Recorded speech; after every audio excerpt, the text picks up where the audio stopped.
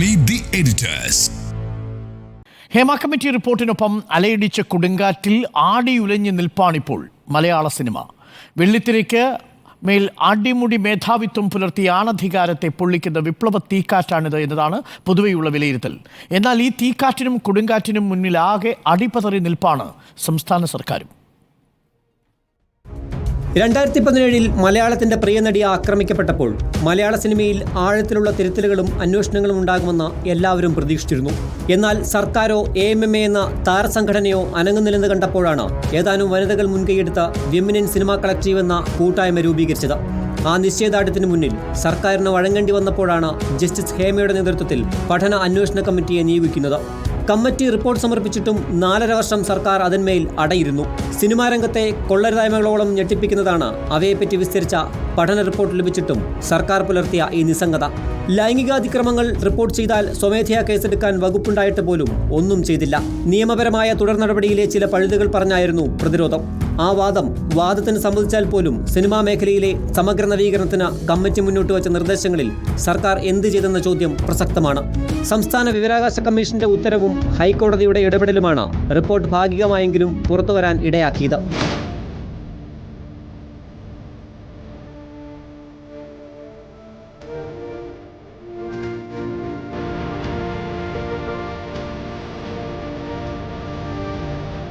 Report പുറത്തു വന്നതിന് പിന്നാലെ അഗ്നിപർവ്വത സ്ഫോടനം കണക്കെ പുറത്തുവരുന്ന വെളിപ്പെടുത്തലുകൾക്ക് മുന്നിൽ വെട്ടിലായതോടെയാണ് അനങ്ങാപ്പാറ നയം ഉപേക്ഷിച്ച് സർക്കാർ ഇന്നലെ അന്വേഷണ സംഘത്തെ പ്രഖ്യാപിച്ചത്. സിനിമയിലെ വനിതകളെ ചേർത്ത് പിടിക്കുന്നതിൽ AMMA എന്ന താരസംഘടനയ്ക്ക് വീഴ്ച സംഭവിച്ചെന്നും ആരോപണങ്ങളിൽ അന്വേഷണം ഉണ്ടാകുമെന്നുമുള്ള നടൻ പൃഥ്വിരാജിന്റെ പ്രഖ്യാപനം മാത്രമാണ് ഇതിനോടകം ഹേമ കമ്മിറ്റി വിവാദത്തിൽ കേരളം കേട്ട ആർജവമുള്ള ശബ്ദം. ഞാനിതിലൊന്നും ഇൻവോൾവ് ആകില്ല എന്ന് പറയുന്നിടത്ത് തീരുന്നതല്ല ഞാൻ ഉൾപ്പെടെയുള്ള ആൾക്കാരുടെ ഉത്തരവാദിത്വം. അതാണ് ഇവിടെ ഏറ്റവും പ്രാധാന്യം അർഹിക്കുന്ന പരാമർശം. ശക്തമായ ഇടപെടലും നടപടികളും അമ്മ സംഘടനയുടെ ഭാഗത്തു നിന്നും ഉണ്ടാകേണ്ടത് തന്നെയാണ്. പഴുതടച്ചുള്ള അന്വേഷണങ്ങൾ ഉണ്ടാകണം. അന്വേഷണത്തൊടുവിൽ കുറ്റകൃത്യങ്ങൾ തെളിയിക്കപ്പെട്ടാൽ മാതൃകാപരമായ ശിക്ഷാ നടപടികൾ ഉണ്ടാകണം. അങ്ങനെ തന്നെ ഇതിനൊരു അവസാനം ഉണ്ടാകാൻ സാധിക്കുകയുള്ളൂ. News desk reporter. അന്വേഷണം ഇങ്ങനെ മതിയോ എന്നാണ് ചോദ്യം.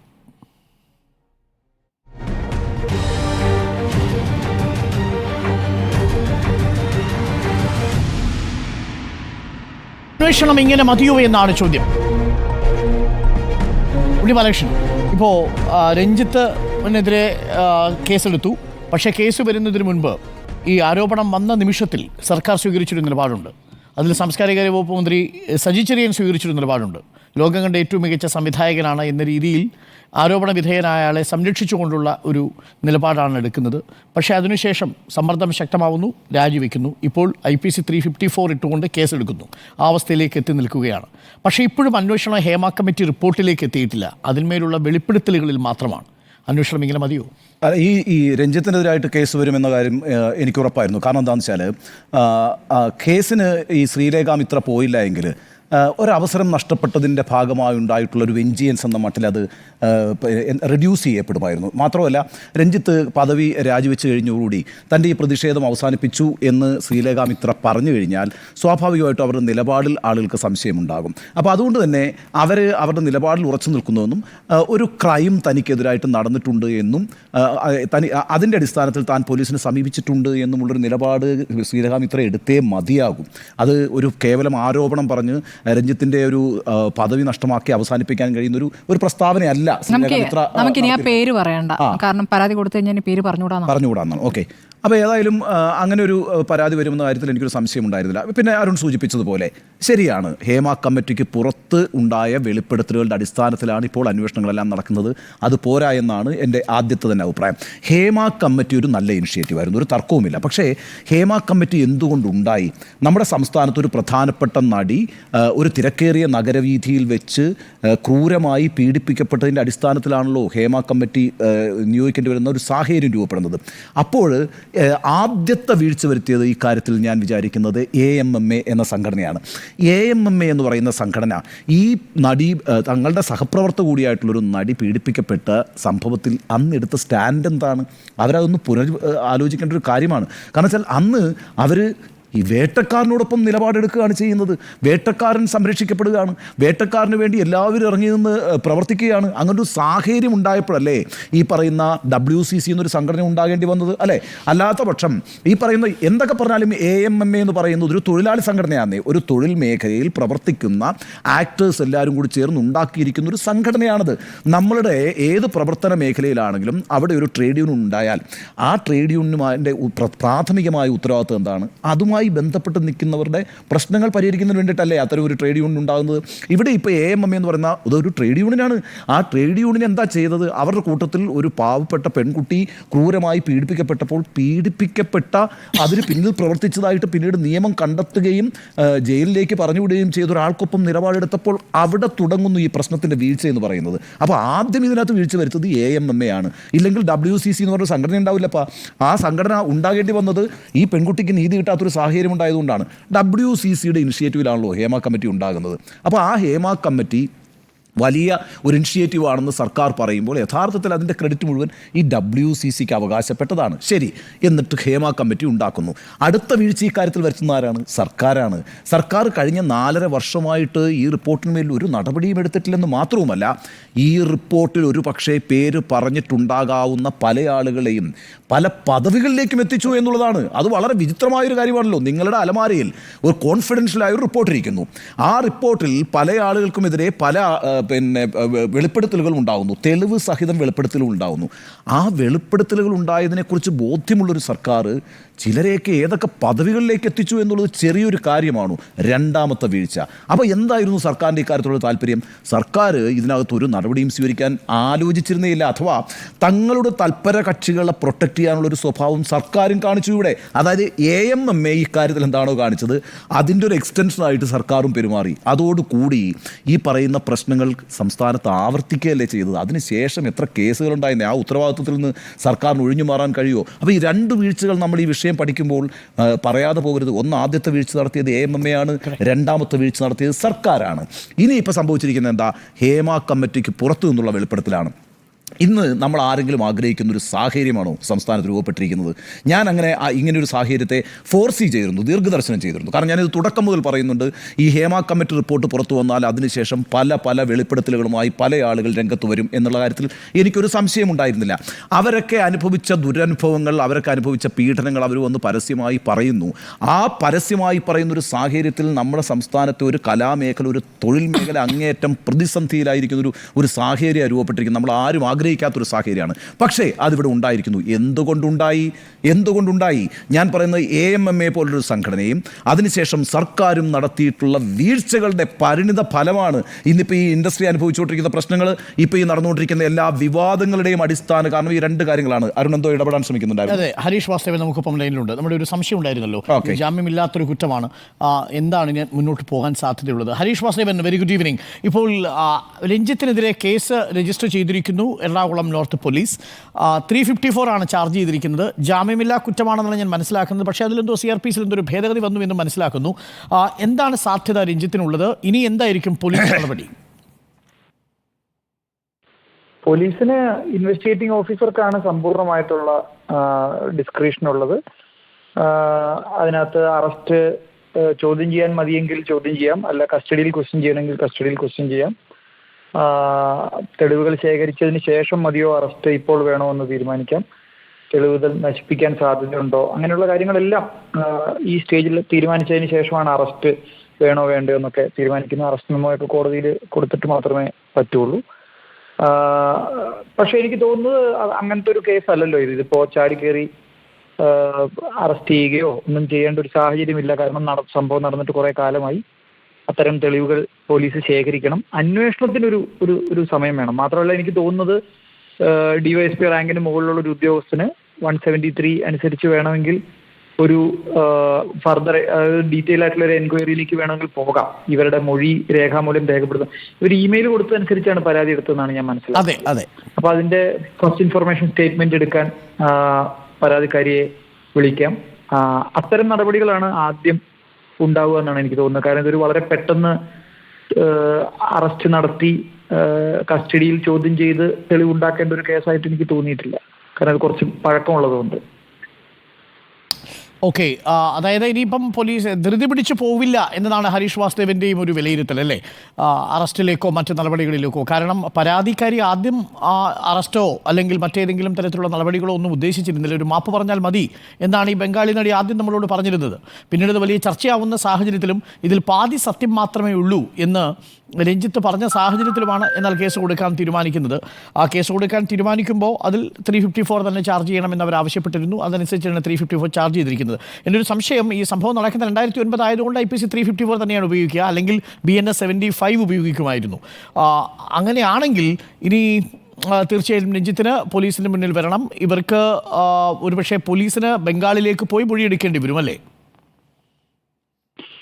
ബംഗാളിലേക്ക് പോയി മൊഴിയെടുക്കാം, അവർക്ക് ഇങ്ങോട്ട് വരാം.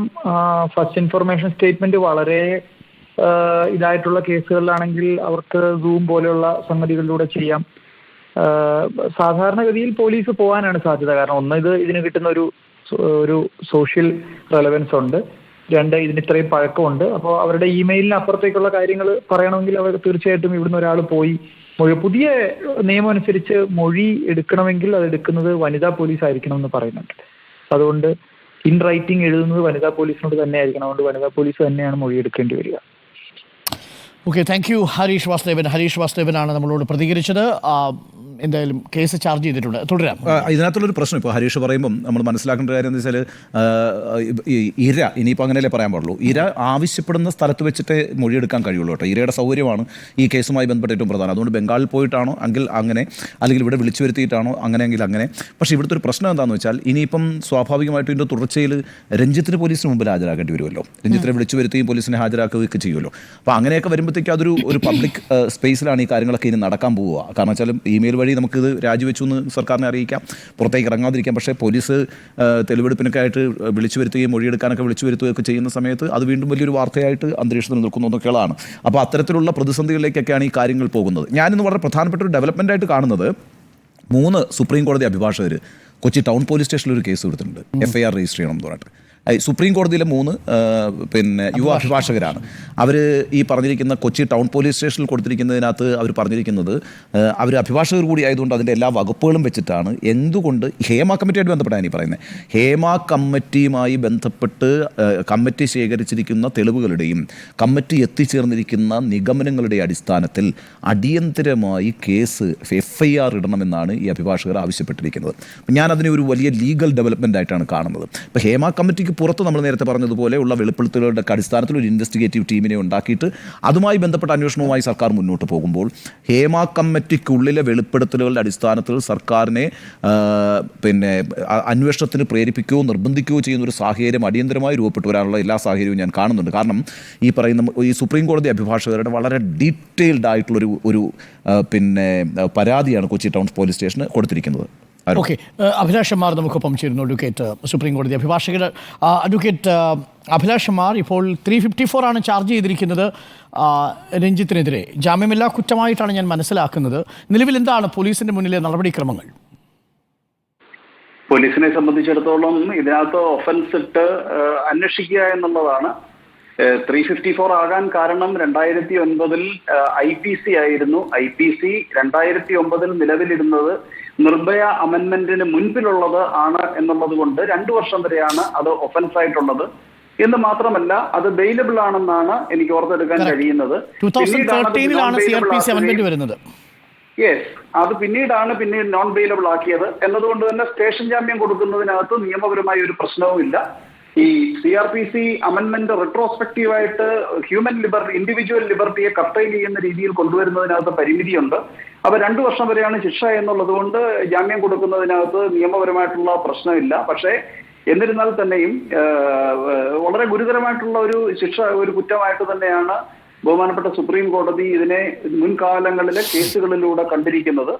ഒരു വ്യക്തി മറ്റൊരു വ്യക്തിയുടെ, ഒരു സ്ത്രീയുടെ മാന്യതയെ ചോദ്യം ചെയ്യുന്ന രീതിയിൽ ആക്രമണം നടത്തുകയാണ് എന്നുണ്ടെങ്കിൽ, ലൈംഗികമായ ആക്രമണം നടത്തുകയാണ് എന്നുണ്ടെങ്കിൽ അത് കുറ്റകരമാണ്. അപ്പോൾ ആ ഉദ്ദേശശുദ്ധി ഏത് ഉദ്ദേശത്തിലാണോ ഒരു വ്യക്തി വേറൊരു വ്യക്തിയുടെ ശരീരത്തിൽ, സ്ത്രീയുടെ ശരീരത്തിൽ അനുമതിയില്ലാതെ ആക്രമിക്കുക എന്നുള്ളത്, അപ്പൊ എന്താണ് ആ അക്രമം എന്നുള്ളത് 350 വകുപ്പിനകത്ത് വ്യക്തമായിട്ട് പറയുന്നുണ്ട്.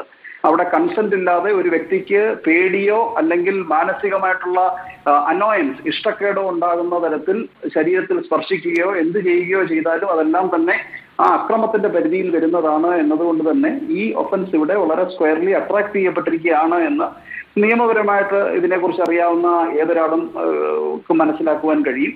അപ്പോൾ ഇനി കേസ് അന്വേഷിക്കുക, അവരുടെ മൊഴിയെടുക്കുക, സാക്ഷികളുടെ മൊഴിയെടുക്കുക എന്നുള്ളത് സംബന്ധിച്ചിട്ടുള്ള നടപടിയിലേക്ക് മുൻപോട്ട് പോകാൻ കഴിയും. അദ്ദേഹത്തിന് ജാമ്യം കിട്ടുന്നു എന്നതുകൊണ്ട് ആ ഒഫൻസിന് ഗ്രാവിറ്റി കുറയുന്നില്ല.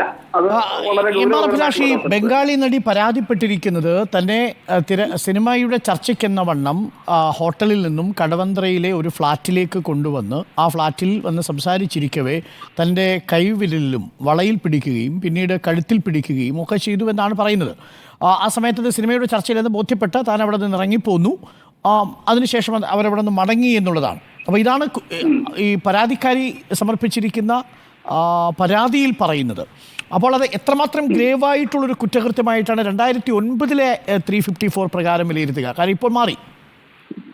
ഗ്രേവ് തന്നെയാണല്ലോ. ഹാൻഡ് ഷേക്ക് കൊടുക്കാൻ വേണ്ടി കൈകൾ സ്പർശിക്കുന്നത് പോലെയല്ല മറ്റ് ശരീരഭാഗങ്ങളിലേക്കും സാധാരണ അങ്ങനെ ഒരു ഹാൻഡ് ഷേക്കിന്റെ ഭാഗമായിട്ട് സ്പർശിക്കുന്ന ഭാഗങ്ങളിലൊന്നും അല്ലല്ലോ ഈ കൈകൾ കടന്നു കയറിയിരിക്കുന്നത്.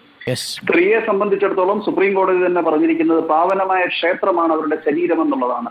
അവിടെ ആരാധനാലയത്തിന്റെ പേരല്ല, എത്രത്തോളം പാവനതയുള്ളതാണെന്നാണ് ബഹുമാനപ്പെട്ട സുപ്രീം കോടതി ചൂണ്ടിക്കാട്ടിയിരിക്കുന്നത്. അപ്പോൾ ഒരു വ്യക്തിയുടെ, സ്ത്രീയുടെ സമ്മതമില്ലാതെ അവരുടെ ശരീരത്തിൽ ഏത് ഭാഗത്തേക്ക് കടന്നു കയറിയാലും, അതിപ്പം അസോൾട്ട് എന്ന് പറയുമ്പോൾ അത് ആക്രമിക്കണമെന്നില്ല, അനുമതിയില്ലാതെ കരസ്പർശം നടത്തി കഴിഞ്ഞു കഴിഞ്ഞാൽ അത് സെക്ഷൽ അസോൾട്ടാണ്. KPS ഗില്ല് രൂപൻ ബജാജിന്റെ ശരീരത്തിന്റെ പിൻഭാഗത്ത് തട്ടിയതിന്റെ കൺവിക്ഷൻ, ആ കേസ് എടുക്കാൻ സുപ്രീം കോടതിയാണ് പറഞ്ഞത്. അങ്ങനെ എടുത്ത് കൺവിക്ട് ചെയ്ത കൺവിക്ഷന് ബഹുമാനപ്പെട്ട സുപ്രീം കോടതിയാണ് 2005 അപ്ഹോൾഡ് ചെയ്തത്. അപ്പൊ ഇത് വളരെ ഗൗരവകരമായിട്ട് നിയമവ്യവസ്ഥ കാണേണ്ടതായിട്ടുള്ള ഒരു ഒഫൻസാണ് എന്നുള്ളത് പകല് പോലെ വ്യക്തമാണ്. പിന്നെ അദ്ദേഹം ശിക്ഷിക്കപ്പെടുമോ ഇല്ലയോ എന്നൊക്കെ ഉള്ളത് വിചാരണയിലൂടെ തെളിയേണ്ടതായിട്ടുള്ളതാണ്. നിയമപരമായിട്ടുള്ള ലൂപ്പ് ഹോൾസും പരിമിതികളും ഒക്കെ ഉണ്ടായിരിക്കാം. ഇത്ര പണ്ട് നടന്ന ഒരു ഒഫൻസായിട്ട് നമുക്ക് കോടതിയുടെ മുൻപിൽ ചിത്രീകരിക്കാൻ കഴിയുന്നത് കൊണ്ട്, പക്ഷേ ശിക്ഷ കിട്ടുന്നതിന്റെ തീർച്ചയുടെ അടിസ്ഥാനത്തിലല്ല ഒരു നിയമവ്യവസ്ഥ കേസെടുക്കേണ്ടത്. സ്ത്രീക്കെതിരെ ഒരു അക്രമം വരുമ്പോൾ അതൊക്കെ വഴിയെ കോടതികൾ തീരുമാനിക്കട്ടെ. FIR രജിസ്റ്റർ ചെയ്യുവാൻ നിയമവ്യവസ്ഥയുണ്ട്.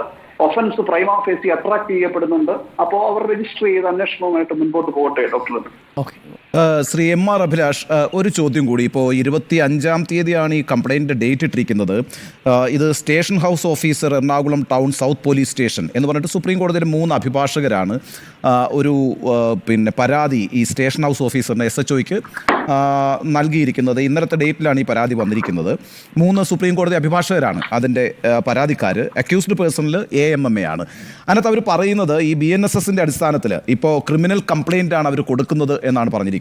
അതിൻ്റെ അടിസ്ഥാനത്തിൽ പല സെക്ഷനുകൾ അവർ പറയുന്നുണ്ട്. ഓർഗനൈസ്ഡ് ക്രൈം നടന്നിരിക്കുന്നു, സെക്ഷൽ ഹരാസ്മെൻറ്റ് നടന്നിരിക്കുന്നു, വലിയ കോൺസ്പിറസി, ക്രിമിനൽ കോൺസ്പിറസി നടന്നിരിക്കുന്നു. അതിൻ്റെയൊക്കെ സെക്ഷനുകൾ സെക്ഷൻ 61, സെക്ഷൻ 75 ഒക്കെ ചൂണ്ടിക്കാണിച്ചുകൊണ്ട് അവരാവശ്യപ്പെട്ടിരിക്കുന്നത് ഇതിൻ്റെ പേരിൽ ഈ ഹേമ കമ്മിറ്റിയുടെ അടിസ്ഥാനത്തിൽ, ആ റിപ്പോർട്ടിൻ്റെ അടിസ്ഥാനത്തിൽ ഇമ്മീഡിയറ്റ് ആയിട്ട് FIR രജിസ്റ്റർ ചെയ്ത് കേസ് എടുക്കണമെന്നാണ് ഈ SHOയ്ക്ക് കൊടുത്തിരിക്കുന്ന പരാതിയിൽ പറഞ്ഞിരിക്കുന്നത്. നമ്മളിപ്പോൾ സംസാരിച്ചുകൊണ്ടിരിക്കുന്ന കാര്യങ്ങളൊക്കെ ഹേമ കമ്മിറ്റി റിപ്പോർട്ടിന് പുറത്ത് നടന്ന വെളിപ്പെടുത്തലിൻ്റെ അടിസ്ഥാനത്തിൽ നടക്കുന്ന അന്വേഷണങ്ങളാണ്. ഇപ്പോൾ ഇത് ഇങ്ങനൊരു പരാതി പോയിരിക്കുന്നു, ഇതിൻ്റെ ഒരു ലോക്കൽ സ്റ്റാൻഡ് എത്രയാണ്?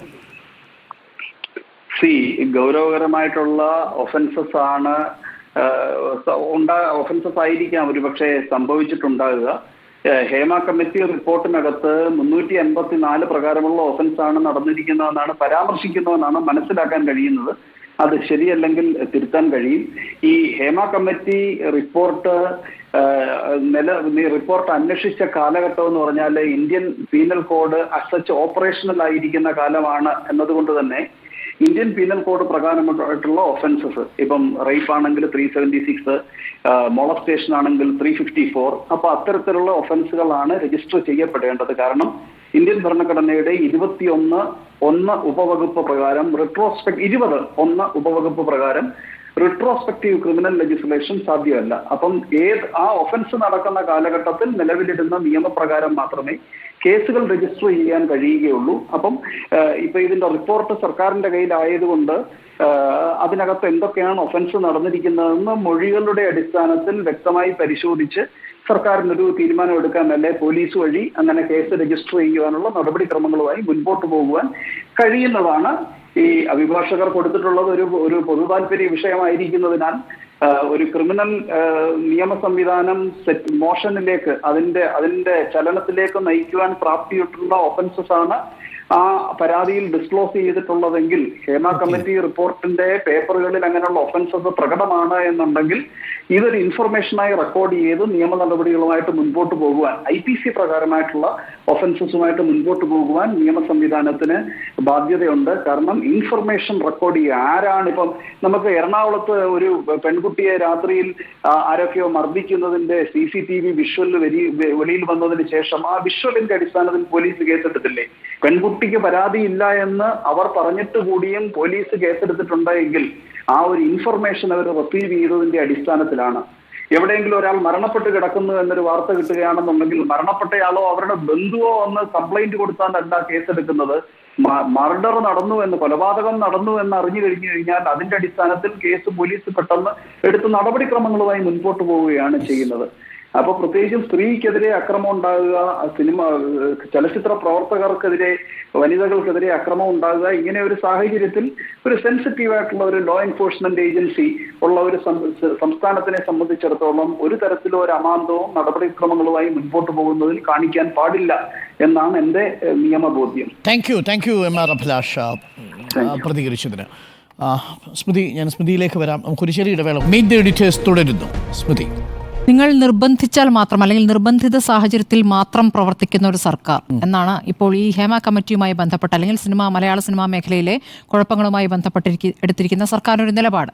അങ്ങനെ നിർബന്ധിതമായ സാഹചര്യം വന്ന സമയത്താണ് രഞ്ജിത്തിന് രാജി സംഭവിച്ചത്. അതും രാജി ആവശ്യപ്പെടാതിരുന്നു അവസാന നിമിഷം വരെ. അദ്ദേഹം സ്വയം രാജിവെക്കാൻ കാത്തിരിക്കുകയായിരുന്നു. അത്രയ്ക്കും പുറത്ത് പ്രതിഷേധമുണ്ടായിട്ടും അങ്ങനെ അദ്ദേഹം സ്വയം രാജിവെക്കുകയാണ് ചെയ്തിട്ടുള്ളത്, സർക്കാരിനെ രക്ഷിക്കുകയാണ് ചെയ്തിട്ടുള്ളത്. അതങ്ങനെയാണ് അദ്ദേഹത്തിൻ്റെ പ്രതികരണത്തിലും വന്നിട്ടുള്ളത്, നമ്മൾ കണ്ടതാണ്.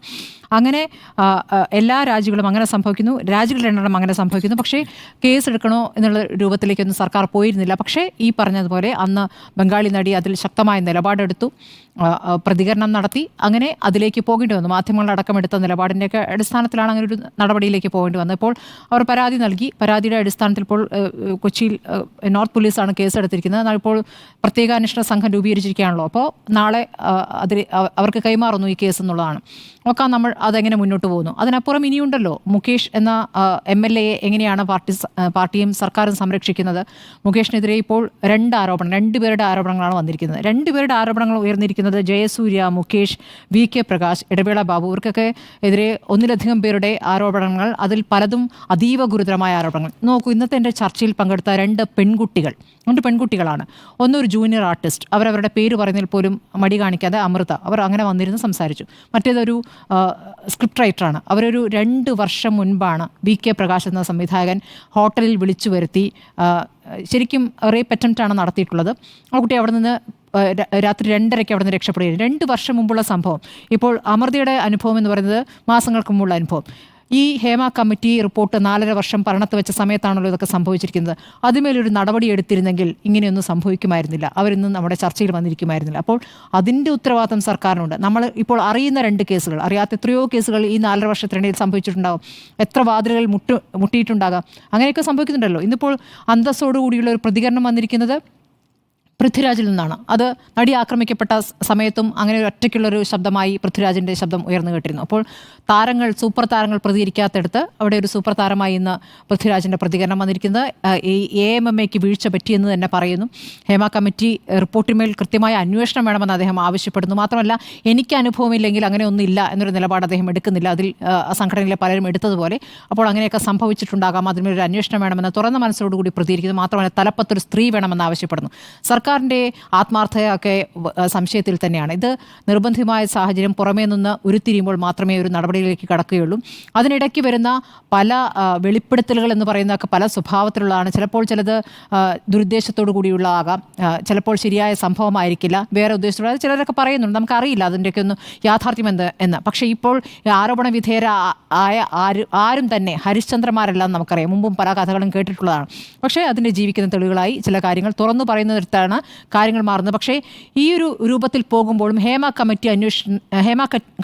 കമ്മിറ്റി റിപ്പോർട്ടിന്മേൽ സർക്കാർ എന്തു ചെയ്യുന്നു എന്ന ചോദ്യമോടെ അവിടെ നിൽക്കുക തന്നെയാണ്. ഈ കോൺക്ലേവ് നടത്താൻ പോകുമ്പോഴും വിദേശത്തു നിന്നടക്കമുള്ള പ്രതിനിധികളൊക്കെ ഇരുത്തിക്കൊണ്ടൊരു വലിയൊരു പരിപാടിയിലേക്ക് ആലോചിക്കുമ്പോഴും ഹേമ കമ്മിറ്റി റിപ്പോർട്ടിന്മേൽ എന്തു ചെയ്യുന്നു? ഒന്നും ചെയ്തിട്ടില്ല. പ്രസക്തമായ കാര്യമാണ്. ഹേമ കമ്മിറ്റി റിപ്പോർട്ടിന്മേൽ 4.5 വർഷക്കാലം സർക്കാർ എന്ത് ചെയ്തു എന്ന ചോദ്യത്തിന് വളരെ ചെറിയ കാര്യങ്ങളാണ് സംഭവിച്ചിട്ടുള്ളത്. മുഖ്യമന്ത്രി ഇത് വിശദീകരിച്ചിരുന്നു.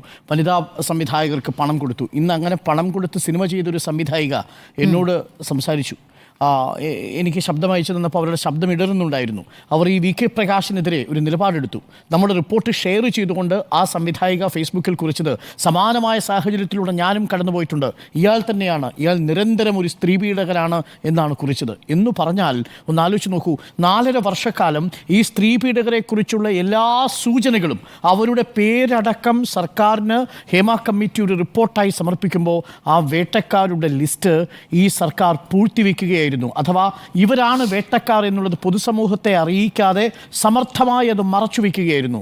അതിൽ ഒടുവിൽ എന്ത് സംഭവിച്ചു?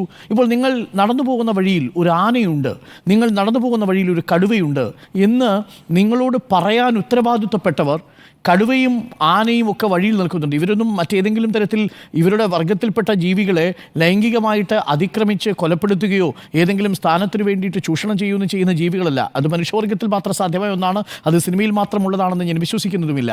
പക്ഷേ സിനിമയിലെ പ്രത്യേകത, സിനിമയിലെ എൻട്രി മുതൽ നിലനിൽപ്പടക്കം, സിനിമയിലെ വിസിബിലിറ്റി അടക്കം നിശ്ചയിക്കപ്പെടുന്നത് നോർമലൈസ് ചെയ്യപ്പെട്ട ഈ ലൈംഗിക ചൂഷണമാണ് എന്നതാണ് സിനിമയെ മറ്റു മേഖലകളിൽ നിന്ന് വ്യത്യസ്തമാക്കുന്നത്. ഡിഗ്നിറ്റിയോടുകൂടി പണിയെടുത്ത് തിരിച്ചു വരാൻ കഴിയാത്തൊരു സാഹചര്യം ഉണ്ടാകുന്നു. അപ്പോൾ നിങ്ങളുടെ മുന്നിൽ വേട്ടക്കാരിവരുണ്ട് എന്നത് ഓർമ്മിപ്പിക്കേണ്ട സർക്കാർ ആ ഉത്തരവാദിത്വത്തിൽ നിന്ന് ഒഴിഞ്ഞു മാറിയതുകൊണ്ടാണ് ഇതേ റിപ്പോർട്ടിൻ്റെ അടിസ്ഥാനത്തിൽ KSFDCയുടെ പണം വാങ്ങി ഒരു സിനിമ സംവിധാനം ചെയ്ത് പുരസ്കാരം വാങ്ങിയ സംവിധായികയ്ക്ക് ഇപ്പോഴും ട്രോമാറ്റിക്കായ ഒരു സിറ്റുവേഷനിൽ കഴിയേണ്ടി വരുന്ന സാഹചര്യമുണ്ടായത്. ഇങ്ങനെയുള്ളവർക്ക് സംസാരിക്കാനും ഇവർക്ക് വേട്ടക്കാരെ തിരിച്ചറിയാനും പറ്റുന്നൊരു സാഹചര്യം സർക്കാർ കളഞ്ഞു. എന്തിനേറെ ഇതൊരു തൊഴിലിടമാണല്ലോ, അവർ തൊഴിലാളികൾ കൂടിയാണല്ലോ. ആ തൊഴിലാളികൾക്ക്, അവരുടെ വനിതാ തൊഴിലാളികൾക്ക് മിനിമം ശുചിമുറി ഉറപ്പാക്കുന്ന കാര്യത്തിലെങ്കിലും സർക്കാർ ഒരു ചെറുവിരൽ അനക്കിയിട്ടില്ല എന്നുള്ളതാണ്. ജില്ലാ ജഡ്ജിയുടെ അധികാരമുള്ള ഒരു ട്രിബ്യൂണലിനെ ഈ സിനിമയുമായി ബന്ധപ്പെട്ട കേസുകൾ പരിശോധിക്കാൻ വേണം എന്ന് പറഞ്ഞു. അങ്ങനെ ഒരു നീക്കവും ഉണ്ടായില്ല എന്നുള്ളതാണ്. ഇതൊക്കെയാണ് യഥാർത്ഥത്തിൽ സർക്കാരിനെ പ്രതിക്കൂട്ടി നിർത്തുന്ന പ്രധാനപ്പെട്ട ഘടകം. ബാക്കിയുള്ള കാര്യങ്ങൾ നേരത്തെ സൂചിപ്പിച്ചതുപോലെ AMMI എന്ന സംഘടനയുടെ തലപ്പത്തിരിക്കുന്നവർ വേട്ടക്കാരുടെ നായകന്മാരാണ് എന്ന തിരിച്ചറിവാണ് നമ്മളെ കൂടുതൽ ഞെട്ടിക്കുന്നത്. ആ 506 അംഗങ്ങളുള്ള ഒരു സംഘടന ഒരു വലിയ മാഫിയ സംഘമായി പ്രവർത്തിച്ചുവെന്നും അതിനുള്ളിൽ ശബ്ദം നഷ്ടപ്പെട്ടു പോയ ചിലർ മറ്റുള്ളവരെ അനുകരിക്കുക മാത്രമാണ് ചെയ്തതെന്നുമാണ്.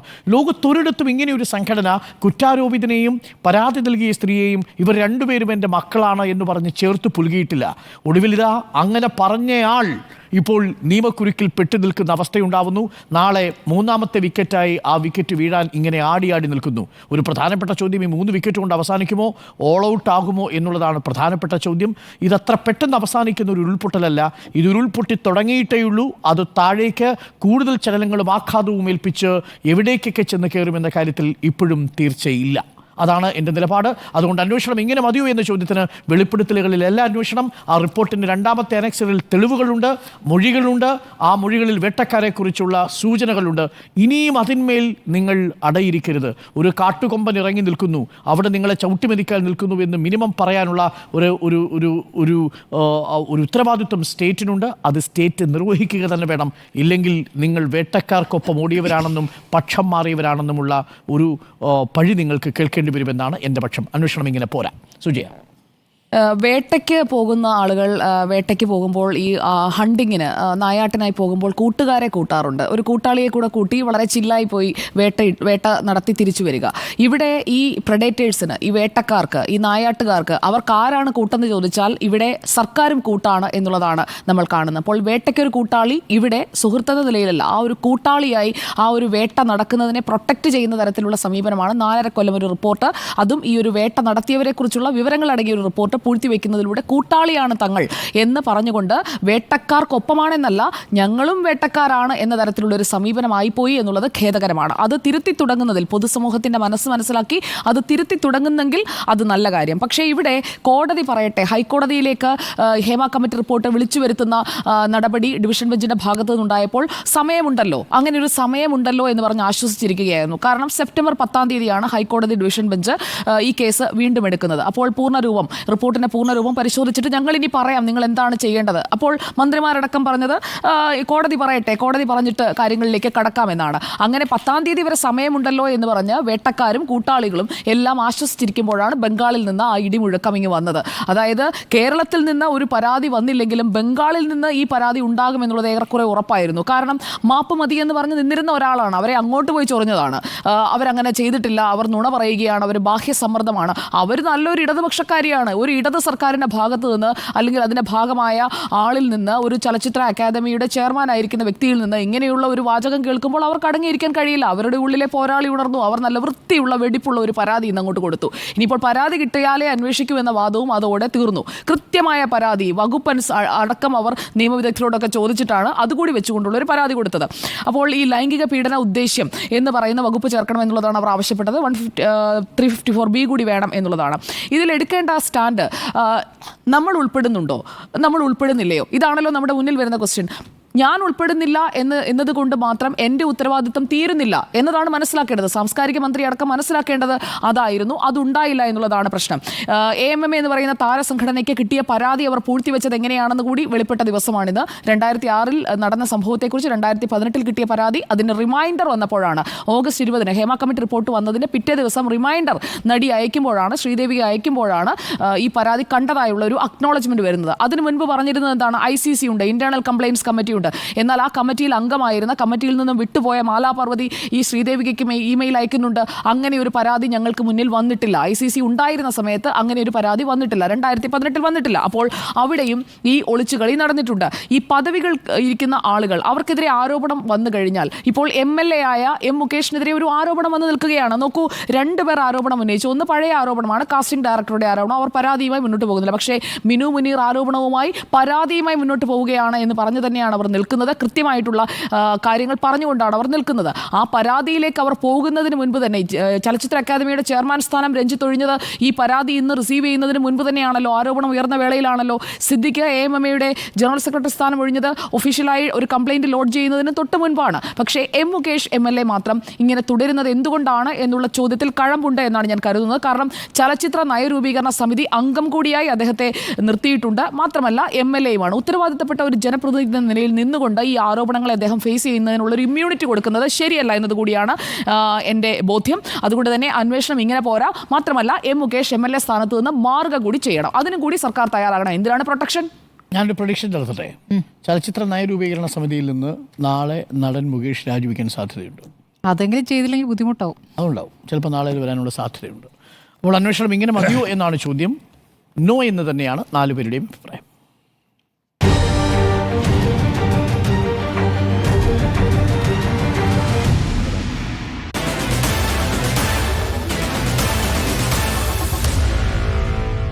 Meet the editors.